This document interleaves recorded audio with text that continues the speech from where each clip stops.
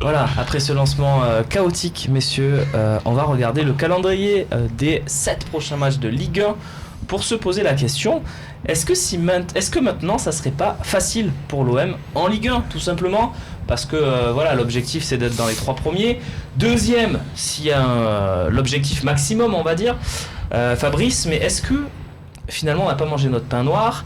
Et est-ce que tout va pas nous sourire là dans les prochaines semaines ? Est-ce que c'est si facile que ça en a l'air ? Parce que ça a l'air facile. Non, facile, c'est pas le mot que j'emploierais. Non, je trouve pas ça facile, mais je trouve ça abordable. Et je suis content aussi qu'on voit le calendrier de Monaco en parallèle, parce que jusqu'à maintenant, c'était Lyon et l'OM qui étaient un petit peu sur le même. C'était difficile. C'était difficile et Monaco, c'était assez simple, mais justement, les matchs compliqués arrivent pour Monaco. Pour Monaco, c'est. Donc pour toi, c'est celui de Monaco quand on le voit là. Le plus difficile, c'est pour Monaco. Et après, c'est vrai que je trouve que les calendriers se ressemblent un petit peu avec Lyon, sauf qu'on a 5 points d'avance sur eux, c'est intéressant. Et qu'on c'est toi qui reçois Lyon. Tony, je crois que pour toi, tu me disais Marseille, c'est le plus simple des 3. Bah pour moi, c'est assez équilibré entre Marseille et Lyon. Après, voilà, tu reçois Lyon. Et en gros, les 2 gros matchs sur le papier, même si c'est jamais joué d'avance, c'est Nantes. Et Nantes aussi, tu joues à la maison. Alors, faut enchaîner, faut digérer ce qui vient de se passer, mais je suis persuadé que les 3 défaites consécutives sont déjà derrière, c'est pas un problème, le problème il est pas là. Mais tu joues à la maison, et Nantes et Lyon. Sur le papier, oui, sur le papier, c'est toujours pareil. Je trouve que Marseille est plutôt pas mal là. C'est une question de cycle, de forme. On a une équipe de l'OM qui est capable, quand elle est en forme, d'aller à Rennes, de gagner 3-0, alors qu'on se dit que ça peut être un déplacement compliqué. Ce qu'on se dit pour Monaco d'ailleurs, le Rennes-Monaco dans 4 matchs là, qui pourrait être compliqué. Voilà, ce l'OM l'avait bien géré. Alors ouais, il y a un détail là-dessus où je me dis que Monaco est quand même avantagé. Vous allez me dire si c'est bête ou pas. Malcolm il joue pas, c'est ça ? Le fait, c'est vrai qu'il joue Bordeaux sans Malcolm, mais c'est pas le fait seulement que l'OM et Lyon jouent la Coupe d'Europe, mais c'est que le fait de jouer la Coupe d'Europe, donc on le rappelle, nous on va jouer l'Athletic Bilbao et eux le CSKA Moscou, fait que du coup l'OM et Lyon vont jouer le dimanche. Tiens, regarde. Et comme les opérateurs, et comme les opérateurs télévisés choisissent les matchs en fonction du degré de l'affiche, généralement comme l'OM et Lyon jouent le dimanche, ils mettent Paris le samedi à 17h. Vous voyez que ça fait quelques semaines, c'est un peu la même chose. Et du coup, Monaco joue le vendredi. C'est-à-dire que Monaco démarre la journée, joue entre guillemets avant tout le monde, de manière à un peu, j'ai l'impression, ça peut un peu mettre la pression et ça joue dans les têtes de savoir que Monaco, parce que s'ils gagnent, du coup, ils prennent 5 points d'avance, donc il faut gagner entre guillemets pour recoller. Et ça, c'est un détail. On va pas dire que ça se joue là-dessus, mais je trouve que ça, après, ça use un peu de. À Toulouse, hein. Ouais. À Toulouse, oui, il joue un samedi. C'est vrai que c'était pas le vendredi. Il joue avant, je suis d'accord. Après, à Toulouse, il y a quand même un match un peu particulier, sachant qu'il gagne 3-1. Donc c'est particulier. Bon, on est preneur de ces scénarios si ça peut arriver à chaque fois. Et toi, David, tu me disais aussi avant l'émission que toi, tu crains surtout les 3 prochains matchs de l'OM en championnat. Pour toi, c'est là que. Oui, alors après, je vais faire une petite parenthèse par rapport aux 3 matchs qu'on a eu. 3 défaites, mais bon, c'est 3 défaites et il n'y a que la défaite en championnat contre Paris. Le reste, c'est la Coupe et l'autre, c'est la Coupe aussi, la Coupe d'Europe. Donc, et est-ce qu'on a vraiment perdu contre Braga? C'était on savait qu'on passait. Ça s'est géré en fait. Deschamps, quand Deschamps, tout le monde lui tombe dessus parce que l'OM fait 10 défaites d'affilée. Dans le lot, il y avait la défaite 2-1 à l'Inter Milan qui te qualifie. Parce que ça fait 10. Ouais, mais du coup, Deschamps, là, pour le coup, personne disait tout le monde tapait sur Deschamps. Donc, voilà. Ok. Non, mais ça va si tu veux. Pas de souci.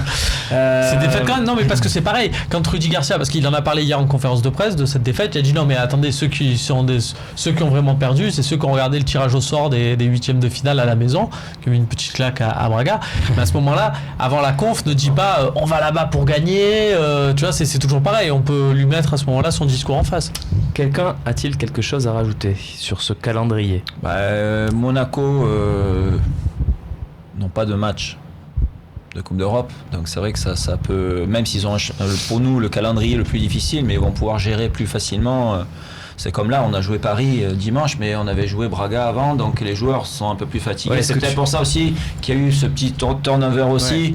Ce que tu nous dis, c'est que le fait que Monaco joue pas de Coupe d'Europe, ça va équilibrer du coup, même s'ils sont un peu plus compliqués leur calendrier. Après un match, c'est un match. Ce que je disais en off, il faut les jouer, il faut jouer les matchs, voilà, tout simplement.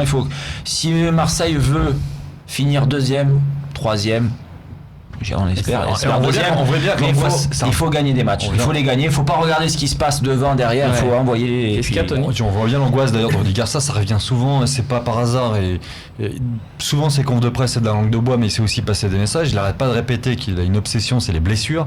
La peur de la blessure. N'oublie pas qu'au mercato, Marseille n'a pris personne.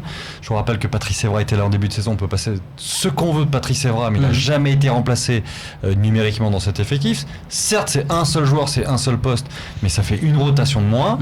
Et on voit bien qu'il tire sur la corde. Il est pas fou. On a perdu 2 voire 3 de joueurs parce que tu perds Fanny et Doria aussi cet hiver. Ouais, c'est des joueurs qui jouent pas beaucoup. À peu de choses près, oui. Non, mais Doria, tu peux le rajouter effectivement. T'as perdu Certic. Là, il est revenu là. Il est de retour. Mais on va voir. Il a repris l'entraînement en tout cas. Je pense que ça participe à tout ça, au fait que là ça s'enchaîne et que Fabrice, pour finir, même si ça paraît un peu facile de dire ça, mais les 3 prochains matchs là, c'est les 3 matchs de championnat jusqu'au match de OMOL, c'est là qu'on va pouvoir vraiment faire le sprint final, on va dire, parce que jusqu'à ce match-là, il y a quand même des choses intéressantes, notamment le fait qu'on a un calendrier parallèle avec Lyon. Je pense que Rudy Garcia va devoir surveiller un petit peu ce qui se passe du côté des compositions de l'OL aussi, parce qu'on ne sait pas encore la priorité là où ils la mettent pour l'instant. Et s'ils la mettent, la finale de la Coupe d'Europe et c'est ça. Au stade. Et juste avant ce fameux match OL, il y a ce OL CSK. Est-ce qu'ils vont aligner leur équipe type à ce moment-là ou pas? C'est très important quand même parce que ça se joue le jeudi pour le dimanche, donc 3 jours avant. Le match aller aussi, ils ont des blessures qui commencent à arriver. Le match aller, comment ça va se dérouler pour eux, et moi je pense qu'ils veulent aller au bout. Je pense aussi qu'ils vont jouer 5 points. Ils savent que ça va être très difficile de récupérer Monaco et Marseille, même si voilà, les matchs ils vont les jouer, c'est sûr. Mais voilà. Romain, pour finir et rapidement s'il te plaît. Lyon, il commence aussi à avoir des blessés. Donc il y a Nabil Fekir là qui est absent pour quelques jours. Et il faisait beaucoup de rotations, notamment sur les latéraux. Il y a Raphaël qui s'est blessé, donc du coup ça va laisser plus le champ à Kenny Tété, et à voir s'il enchaîne tous les matchs. À voir qui peine aussi un peu comme Thauvin. Qui commence à être un petit peu cramé aussi. Regardez, on parle de Marseille là, 3 défaites et Lyon alors. Et Lyon, 3 défaites et 2 nuls. Et ça, c'est en championnat, donc c'est pour ça qu'on a pris autant de points d'avance. On aurait pu en prendre plus. Si on s'était effondré comme Lyon, qu'est-ce qu'on n'aurait pas entendu là, ça aurait été. Crions pas, attention. Non, il faut pas non plus crier. Mais si s'effondre, on criera de toute façon. Babou disait on va dire c'est le sprint final de l'avant-dernier tour. Voilà. Il reste un tour. C'est l'étape de montagne où il y a 2 gros cols à la fin. Il n'a pas pu s'empêcher. On a cette Volpe sur ce plateau de temps en temps qui nous parle toujours tennis, toujours des métaphores avec le tennis. Et on a Romain obligé de montrer qu'il connaît d'autres sports et compagnie. Bon, c'est la culture. Ça serait bien que tu montres de temps en temps que tu connais autre chose que le foot, personnellement. On est là pour parler de foot, Romain. On n'est pas là sur l'équipe télé. Non, bien sûr. Mais c'est bien, c'est de la culture, ça s'appelle. Oui. Voilà. Martin Fourcade de la culture. Voilà, je savais que ça allait sortir. Puisque on s'en fera des bisous après l'émission, évidemment. Mais on va parler du match de dimanche contre Nantes, parce que c'est ça la priorité maintenant des hommes de Rudy Garcia avant match.